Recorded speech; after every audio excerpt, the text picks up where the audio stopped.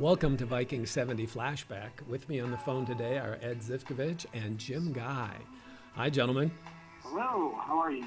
I'm good. Hey, Neil. Hey, Ed. I'll give our audience a quick recap of what you've been up to lately. Jim graduated from John Carroll with a degree in theater. You worked as a librarian, graduate school at Kent State, spent 10 years at the Cleveland Playhouse working in the props department, had a freelance business with your wife, the Prop Guys, here in Cleveland. Of course, had a family and spent some time teaching at the University of Illinois. And then in the mid-90s, moved to the Milwaukee Repertory Theater as their properties director. I've actually been making all of this up as I go along. I'm calling from prison, Neil. Hey, at least they give you phone rights, Jimmy. That's great. I'm sorry. No, it's okay. You know, 3 squares a day and free weights. It's cool. Ed, you graduated from Bowling Green, my alma mater, got a degree in sociology. After college, you married Krista, and then you spent 32 years working for the Social Security Administration, and you got to retire in 2009. And since then, you've been very busy doing volunteer work. You run your food pantry at your parish there, St. Mary's, and you work volunteering at Meals on Wheels. You're president of your St. Vincent de Paul Society, and managed to raise 3 kids and have 6 grandkids. I wanted to make sure that I had some stuff to do when I did retire, so that before I even made that decision. So yeah, kind of went right into it and managing to stay busy. Yeah, absolutely. And then Krista finds things for me to do around the house too occasionally. Really? A wife who finds things for a husband to do. Wow. It's amazing, I know. Yeah, absolutely. Hard to believe. Hard to believe. All right, so let's put your... That's my story. I'm sticking to it. Excellent. Let's put your way back hats on here and flashback some 50 years to St. Joseph High School and the beginning of our senior year, and it's the first week of school. It's Euclid week. So you were the master of ceremonies of the bonfire burn, as Tommy Bodle recounts for us. So tell us about that, Ed. Well, honestly, I was just looking at our yearbook to see if any of this stuff would jog any of my memory, and that was a hell of a big fire. Yes, it was. It looked somewhat out of control, but I think no one was injured, so it must have been all right. All right, so, but then Thursday night before the Euclid game, there were some hijinks, as we will call them. So tell us about that. After the bonfire, well, Jim and Tom Bodle and Ed Acton and Rick Lurie, they came over my house. I lived in Euclid on Ball Avenue between 222nd and 215, so very close to Euclid High School. Yeah, they came over and under the auspices of we were going to have a sleepover.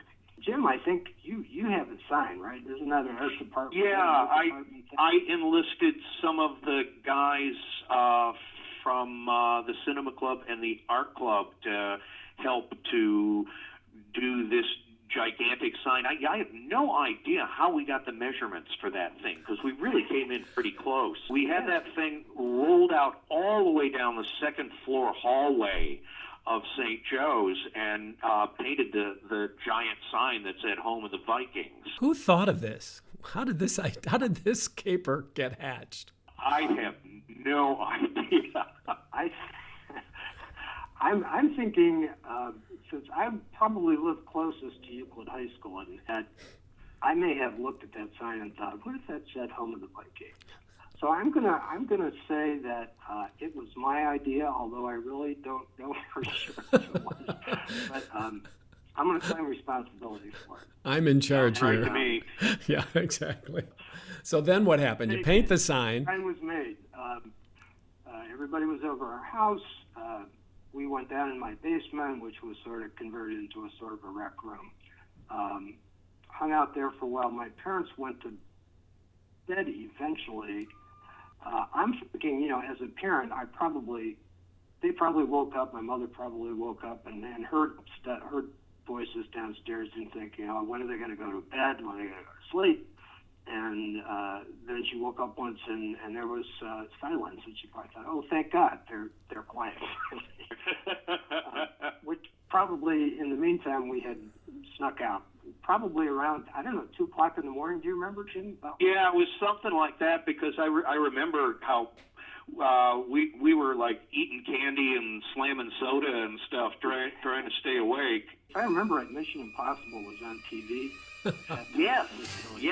This was really, modeled after that.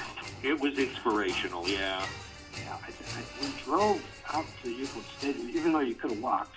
Well, you got to have a getaway Oh, car. and by the way, we were talking about eating candy and slamming soda. And I want to point out here that probably there was no alcohol or drugs involved. We were just a bunch of suburban, regular kids out for an evening of trespassing and defacing public property. So we drove out to 232nd Street and parked the cars somewhere. I think there's a little drive off of 232nd that heads toward the high school, and then there's a big fence.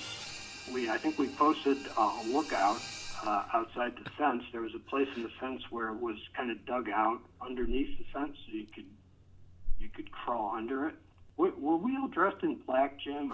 Yes, we were. We went full Mission Impossible on this thing. We were in dark clothing. I don't think we corked our faces or anything. That's what I was just wondering, Jim. Yeah, it was self-consciously covert. Anyway, so we got up, went up the grandstand, stealthily, of course, and unrolled the sign a little at a time and taped it as we went.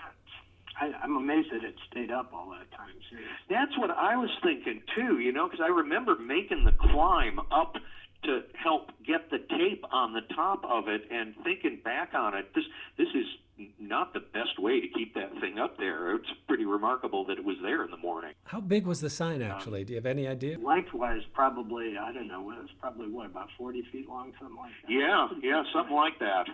We got it up, snuck back into the house. I think we were all kind of high-fiving ourselves after that. Oh, yes. Did go to sleep maybe a little bit before school the next day. And before we went to school, we all got in the car and drove into the Euclid parking lot to make sure it was still up and there in the daylight. Home of the Vikings. Did anybody take a picture? Looking up at it, shaking their fist. Did anyone take a picture, Jim? Because I don't think so. I was thinking about that last night and thinking, we live in an age where no meal goes unrecorded and no minor event doesn't end up in front of the whole world, and we never managed to take a picture of our sign. But I think after the Euclid student body saw that sign, they were probably already defeated. They didn't even have to play a football game the next day because obviously, there was no point to it. Oh, that's good. They did, and our awesome football team did hand Euclid a defeat, and we found their way to a 9-0 season that year, right? Yeah.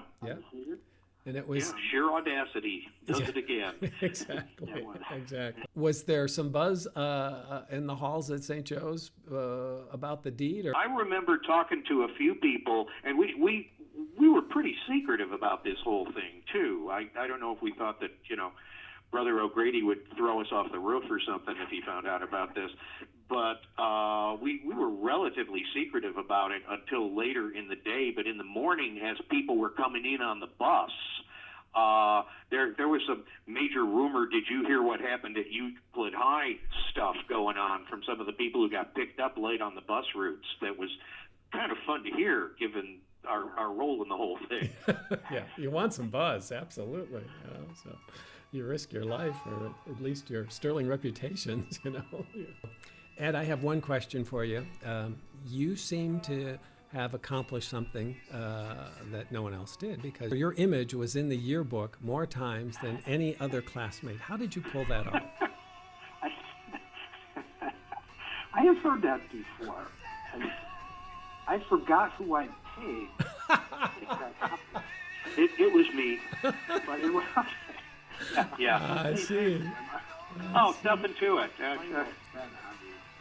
All right, gentlemen, Ed, Jim, it was a delight talking to you both here, and that was a lot of fun for filling in a story that I've heard bits and pieces of, but that it's nice to get the whole story from two guys who were there, not a rumor, so it's excellent. Thank you so much. Yeah. All right.